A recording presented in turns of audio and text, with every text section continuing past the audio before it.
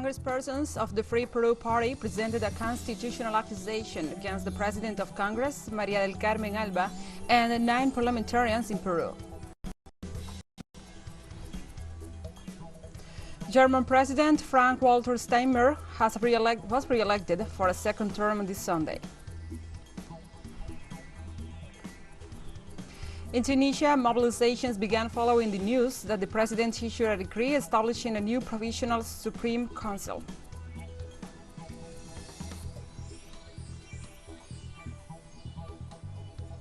From the headquarters of Telesur English in Havana, Cuba, this is From the South. I'm your anchor, Gladys Quesada, and these are the news. In Peru, Congresspersons of Free Peru presented a constitutional accusation against the President of Congress, Maria del Carmen Alba, and also 9 parliamentarians for allegedly committing various irregularities. The complaint was submitted by Congressperson Margot Palacios of the Free Peru Party, and it is based on the meeting held on February 9th at the Casa Andina Premium Hotel in Miraflores, and which was revealed by the weekly Hildebrand en sus 13. The purpose of the meeting was to discuss and agree on constitutional changes to prevent the announcement of Pedro Castillo as the winner of the electoral process of the second round in the 2021 presidential elections. The Congressperson of Free Peru also pointed out that the accused will have presumably committed the alleged crimes of homicide, qualified by the victim's condition, criminal organization, and conspiracy for a rebellion, sedition, and or rapine.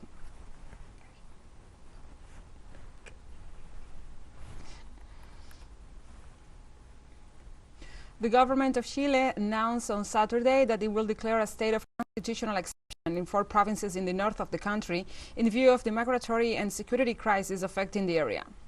The decision was taken after a meeting between the executive and the truck owners' unions, which, in spite of the agreement, are blocking the accesses to the cities of Iquique and Antofagasta.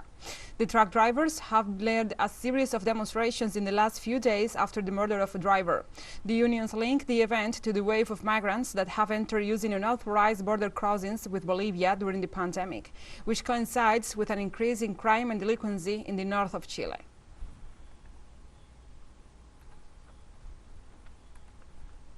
Exception, which was a very important point for the unions.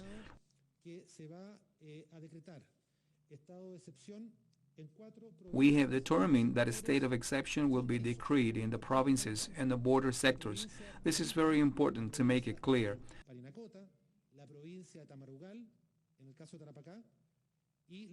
The province of Arica, the province of Paranícota, the province of Tamarugal, and the province of El Loa in the mountain sectors.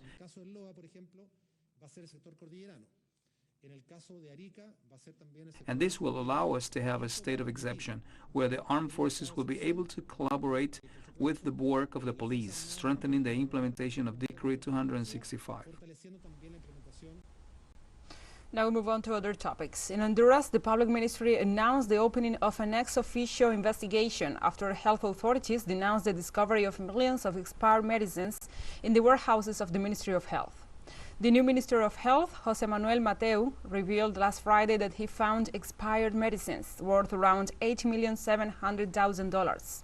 It will be the Special Prosecutor's Office for Transparency and the Fight Against Corruption that will undertake an ex officio investigation into the case, which has caused anger among the Honduran population. The inquiry must detail exactly these medicines, their expiration date, and the responsibility of those accountable for the drugs distribution.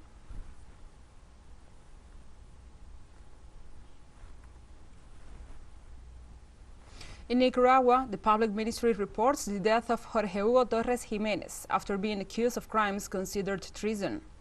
The former Sandinista dissident guerrilla Hugo Torres, who was arrested in June 2021 in Nicaragua and charged with alleged treason, died on Saturday of an illness. The public prosecutor's office said without detailing which one. Torres presented deterioration in his state of health, was transferred to a hospital in the capital to be treated properly, where he was always accompanied by his children Hugo Marcel and Maria Alejandra. However, he died because of the ailments he had, said the judicial body.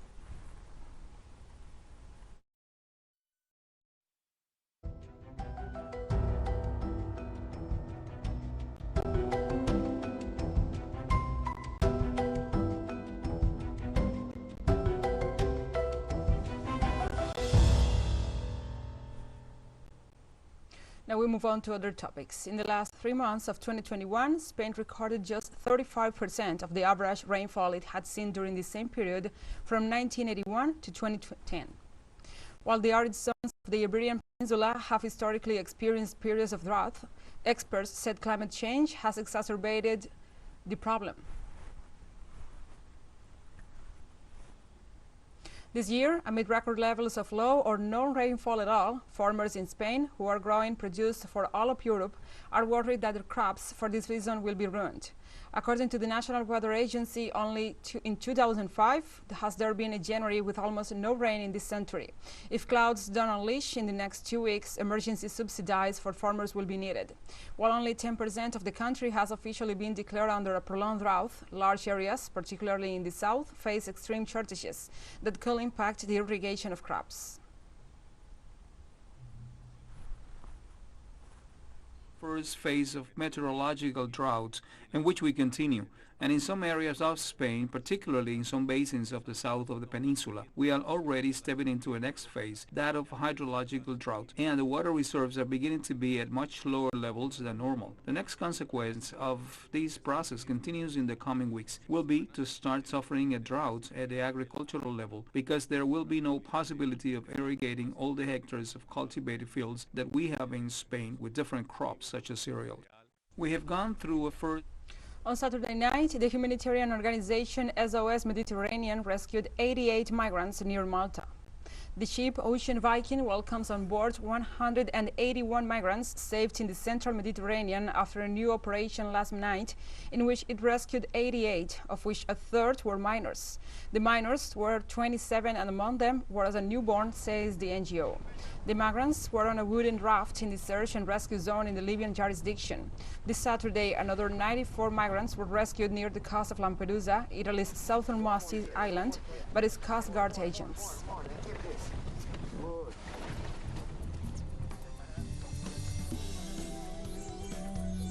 We'll take a short break now. Join us again after this.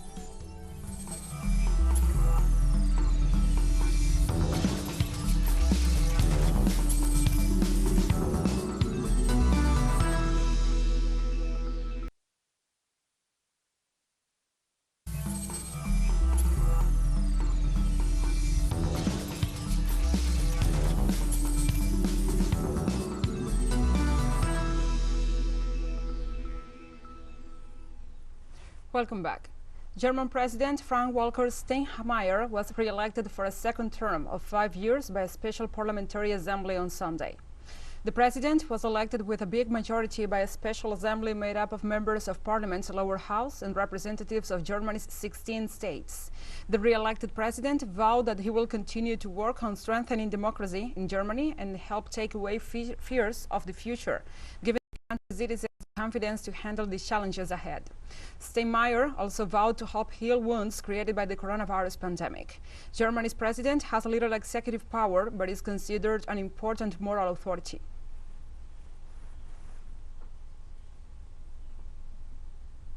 Pursuant to Article 54 of the German Constitution, whoever received the votes of the majority of the Federal Assembly, for example, whoever received at least 737 votes, shall be elected. I declare that Dr. Steinmeier has received the required majority of votes and is therefore elected Federal President of the Federal Republic of Germany. My responsibility is for all the people who live in our country, not partisan, yes, but I am not neutral when it comes to the cause of democracy. Whoever fights for democracy will have me on his side. Whoever attacks it will have me as an opponent. United States Defense Secretary Lloyd Austin ordered 160 troops in Ukraine to be repositioned in Europe. Pentagon Press Secretary John Kirby reported that Defense Secretary Austin gave to withdraw 160 Florida National Guardsmen out of Ukraine and into Europe temporarily. The decision came after Austin had a call with Russian Minister of Defense Sergei Shoigu. The Department of Defense said the two discussed Russia's buildup of troops and equipment along Ukraine's border. The announcement from Kirby came as the U.S. continued to encourage U.S. citizens, both government employees and other citizens, to leave Ukraine amid threats of an alleged Russian aggression.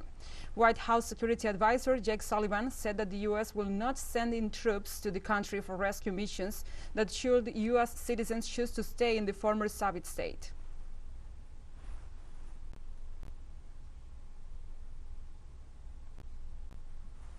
Amidst the narrative of an alleged Russian invasion, Ukraine said there is no point closing its airspace after the United States warned that Russian troops could invade the Eastern European nation at any time.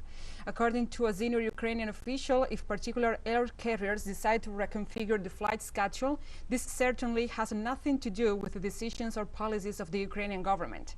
He was referring to calls made by some air transport companies, such as the Dutch carrier KLM, who became the first major airline to indefinitely suspend flights to the former Soviet Republic because of the rising risks.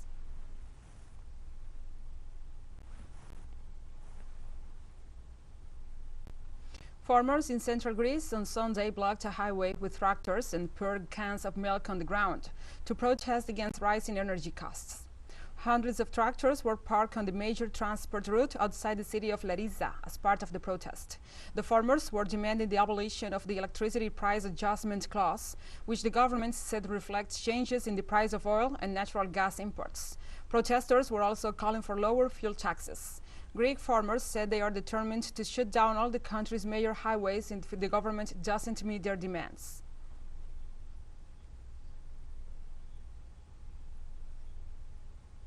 For farmers to have a future, we must have a present. At present, it is questionable whether us and our flocks will survive. The issues with the electricity price adjustment clause, the price of oil and the national reserves make us worry about the farmers' future. We must prevail now or never in order to stay and produce on our farms and with our flocks. Our problems have made us take to the streets.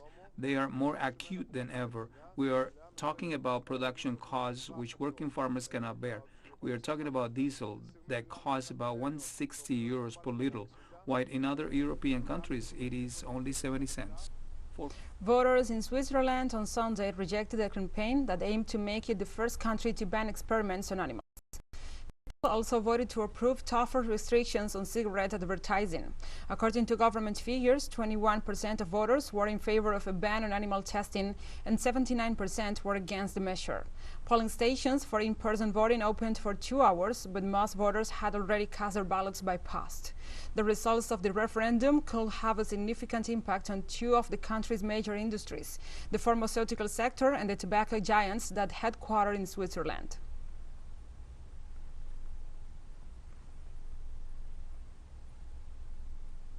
In Afghanistan, central bank officials expressed their rejection of plans by the U.S. to seize their frozen assets in New York. The bank recalled that the country's investments abroad are made in accordance with international practices and belong to the people of Afghanistan. In addition to not accepting such measures, the bank is calling for the decision to be reversed and for the return of Afghanistan's foreign currency, while calling the move to an injustice to Afghans. The announcement comes after the United States Treasury Department announced on Friday that it plans to block at least $7 billion Afghan dollars frozen in the U.S. banks as part of aid and pensions to September 11 victims.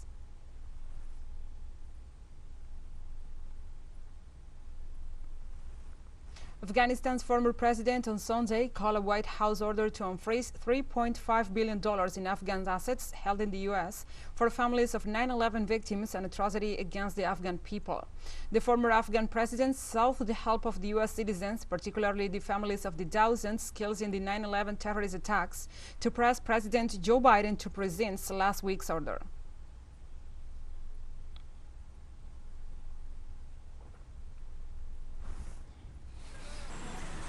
Call on the American people to see into the depth of the suffering of the Afghan people. And just like we commiserate with them for the tragedy of September 11, that they commiserate with us. And I ask the U.S. courts to do the opposite, to return the Afghan money back to the Afghan people. This money does not belong to any government. We'll take a short break now. Join us again after this.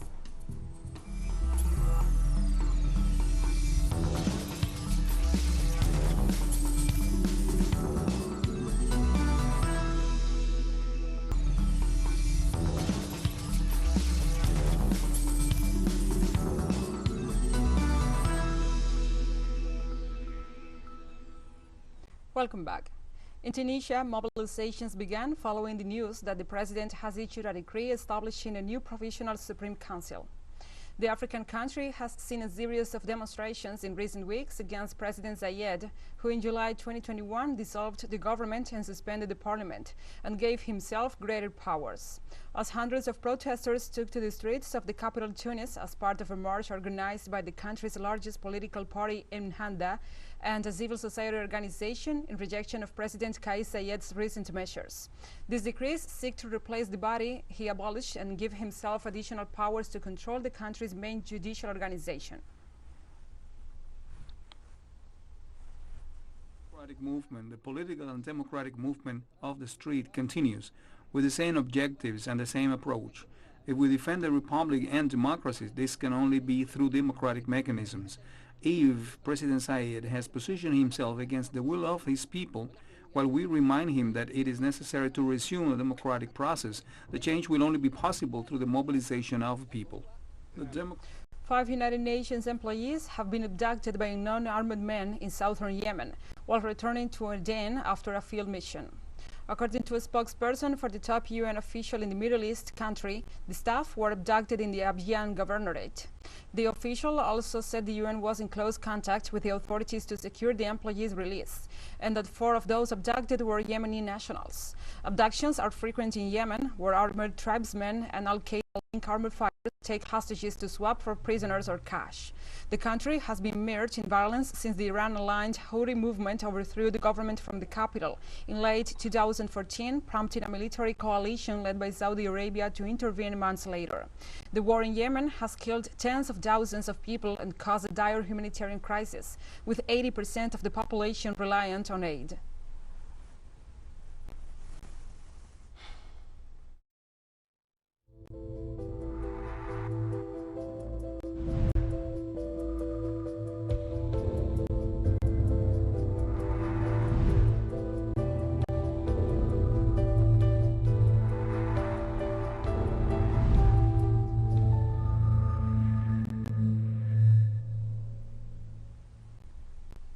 Now we move on to other topics. Crowds of protesters blocked the streets of Ottawa city centre for a third straight weekend to show support for Canadian truckers protesting COVID-19 restrictions. Canadian police on Saturday worked to clear a key bridge of truckers protesting COVID-19 restrictions, even as authorities in Ottawa braced for renewed demonstrations expected to bring thousands to the federal capital. In Ontario, their authorities have declared a state of emergency. The provincial Supreme Court had ordered truckers to end their blockade of the strategic Ambassador Bridge, which links the city of Windsor in Canada to Detroit, Michigan in the United States. Prime Minister Justin Trudeau promised an increasingly robust police intervention, adding that borders cannot remain closed and this conflict must end. Freedom of choice. It's not about any. I am vaccinated, but my thing is that was my choice. And if someone beside me chooses to not, that's not my business. It's the freedom of choice. My third time back up here, so I've been here on the first weekend. Last week we came up and we're back again. We'll keep coming back as often as we can. According to Malaysia Health Ministry, the country recorded more than 22,000 new COVID-19 infections, bringing the national total to more than 3 million since the beginning of the pandemic. The daily increase of COVID-19 infections in the country has remained above 10,000 every day over the past week. The top health official in the Asian nation said the country has seen a wave of Omicron infections and called on elderly people to get their booster shots as soon as possible. The pandemic's basic reproduction number exceeded 1.50 in Malaysia, but the rates of severe condition, hospitalization and fatality remain low, and the pandemic remains controllable in the country. As of Friday, the death toll from COVID-19 had reached more than 32,000.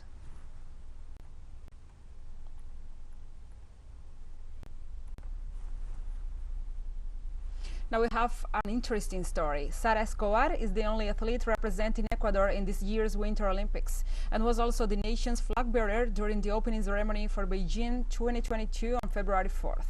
Sara was born to 2 Ecuadorian parents in the U.S., where she learned to ski at 3 and started training as a racer at 8. She made the choice of representing Ecuador when entering first-level competitions 4 years ago, the same time when the first Ecuadorian Winter Olympian Klaus Jungbloth Rodriguez debuted in cross-country skiing in Pyongyang. Escobar, who was already returned to her home country after competing at the Olympics, lauded China's coordination of the Games and warmed reception towards competing athletes. The 2022 Winter Games, which will end February 20th, include 7 sports, 15 disciplines, and a record 109 events. My first time participating in the Winter Olympic Games. It was a really beautiful experience, and I'm so happy I had the honor of representing my country. Once I landed, I realized how China really had the priority of the athletes and the coaches at their most top priority. And when we arrived, the airport was empty. It was only for the athletes. They even had us sit only in one seat on the buses just to keep us safe. And I thought that was incredible how they really cared for our safety and made sure it was their top priority. And we have come to the end of this news brief. But remember, you can find these and many other stories on our website at telesurienglish.net. And also, if you feel so inclined, please join us on social media for all the latest news. We are on Facebook, Twitter, Instagram, and Telegram. For Telesur English, I'm Gladys Quesada. Thank you for watching.